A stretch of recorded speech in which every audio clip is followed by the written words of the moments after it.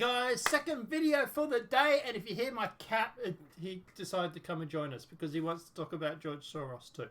But we're going to talk about Crowdstrike first. So, for more than 3 years, the mainstream media, MSN, promoted the biggest fraud in the US history, that Russia hacked the DNC's emails and gave the emails they hacked to Wikileaks, who leaked them before the 2016 election.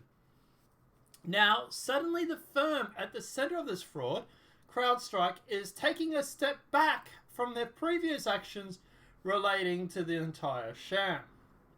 For years now, the FBI and the Mueller investigation claimed that Russia hacked the DNC during the lead-up to the 2016 election.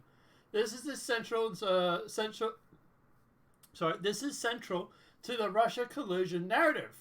Roger Stone tried to obtain information in his trial that the Mueller team had evidence that Russia gave the emails they hacked from the DNC to Wikileaks, but corrupt Obama-appointed DC Judge Amy Bergman Johnson wouldn't let him bring up in this case, even though the charges were based on the entire sham. President Trump indicated that he knew Crowdstrike was the center of the Russia collusion scam when he made his infamous phone call, which is interesting because he actually talks about Crowdstrike.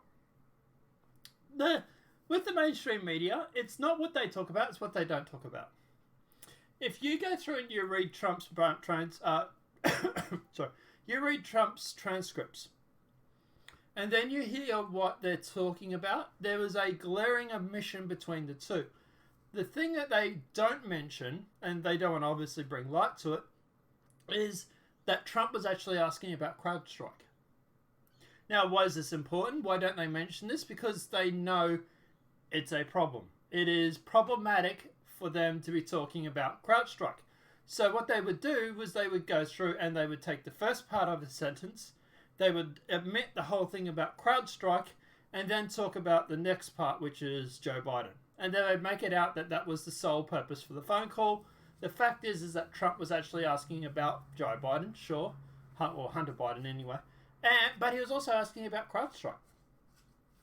Why were they not talking about it? Like I said, problematic. So, the president, I would like to do you us a favor though, because the country has been through a lot and the Ukraine knows a lot about the situation with Ukraine. They say Crowdstrike. I guess you have the wealthy people. The server, they say, is in the Ukraine has it.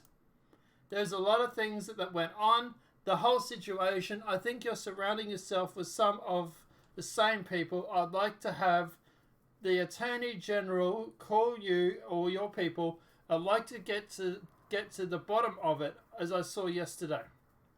So he's talking about Ukraine having the Crowdstrike server. The president was interested in Crowdstrike, not the Bidens. The Bidens only came up after the president had discussed above. The Bidens were brought up by the Ukraine leader Zelensky. Zelensky? I might be mispronouncing that. Clearly, if you read the call transcripts, you can see the president's request was regarding Crowdstrike, and the Bidens only came up. Yeah, okay. This must have hit a nerve because a couple of weeks ago, on February 16th, 2020, 60 Minutes had a report authorized by Scott Pennell regarding Crowdstrike's claim that Russia hacked the DNC in 2016.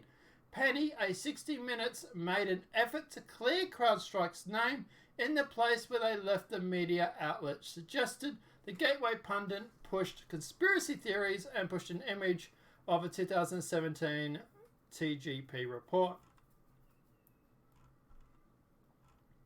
It just keeps going on, you know, who is Crowdstrike, blah, blah, blah, blah, blah. Look, there's a lot of information here, and guys, I will link it in the description below, so obviously you can go through and read it. Now, the important thing about this is Crowdstrike's response. So, who is Crowdstrike? We'll keep going with this for a little bit. They reported Crowdstrike is related to the Ukraine and a Ukraine billionaire and long-time contributor to the Clinton Foundation, Victor Panich, might be mispronouncing. We also know Crowdstrike is connected to James Clapper and the Atlantic Group. There are many holes with the Russia hacked the DNC email claim, much of what has already been posted here at TGP. Several individuals previously shared they have sources who claim the DNC servers were never examined by Crowdstrike. Oh, they're never examined by the FBI either.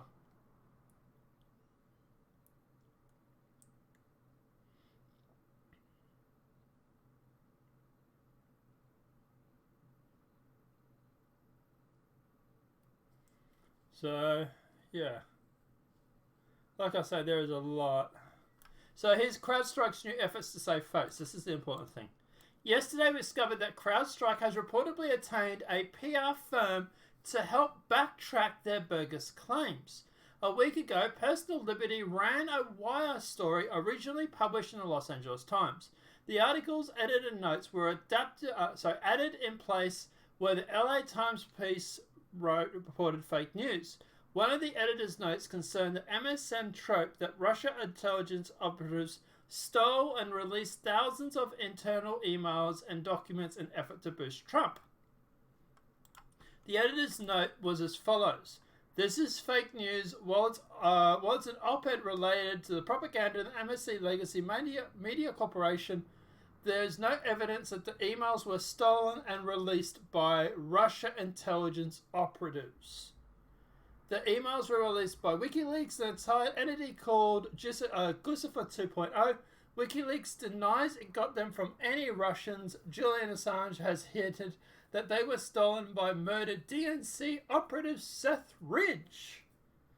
The FBI was denied access to the emails, and the conclusion that they were stolen and released by Russian intelligence operatives was made by the DNC-hired cybersecurity firm Crowdstrike, which has ties to Ukraine oligarchs and Council on Foreign Relations.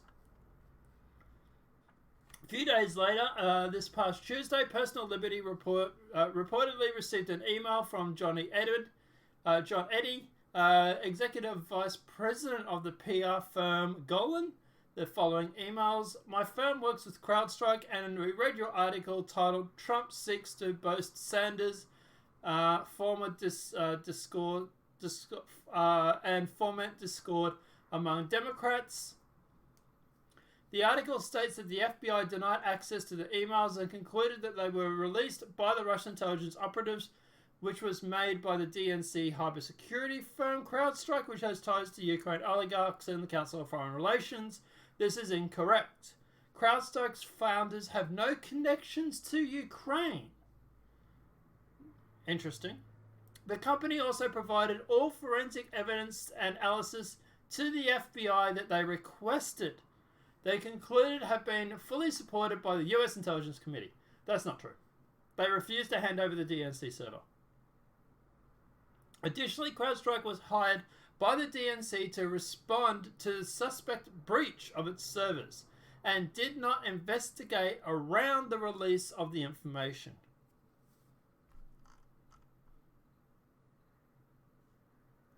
They did not investigate around the release of the information. Update we connected to the Crowdstrike's PR firm Golan Solutions, and they confirmed their email to Personal Liberty. Now, after 3.5 years of fraudulent Russian collusion scam been reported so often that half Americans believe that Russia hacked the DNC, it's given the emails to WikiLeaks. Crowdstrike announces that it had nothing to do with assessing the Russians gave the emails to WikiLeaks. So if Crowdstrike now claims they didn't confirm the Russians gave the emails to WikiLeaks, who the hell did? We believe both Mueller and Crowdstrike are lacking candor. And I suspect they fully know who it is. They just don't want to admit. You know, not saying it's Seth Ridge, but you know. Look, at the end of the day, guys, the important takeaway from this is Crowdstrike is now backtracking on what was originally said. Like they said, they never investigated how the information got to WikiLeaks. They were only there to investigate whether the servers were breached. Now, obviously, this is important because people like to tout this line that Russia hacked the DNC. No, they didn't. No, they really, really didn't. The emails were given to Julian Assange by someone that's not a Russian asset. So, yeah, probably Seth Rich, if I had to guess. But guys, let me know what your thoughts are in the comment section below. It's interesting that most of the mainstream media won't comment on this. It's embarrassing for them because they've been pushing this narrative for 3 years now, and they've had to backtrack it, so they won't talk about it. The only people that talk about it are the conservatives or people like me that are nonpartisan. But guys, let me know what your thoughts are in that comment section below. This is video 2 of 3. Next video, we're going to be talking about Soros, and my cat has left. He went out and had a sleep on the bed. Oh, he got tired. But guys, apart from that, we'll talk about Soros after that. So welcome to Demonetizationville.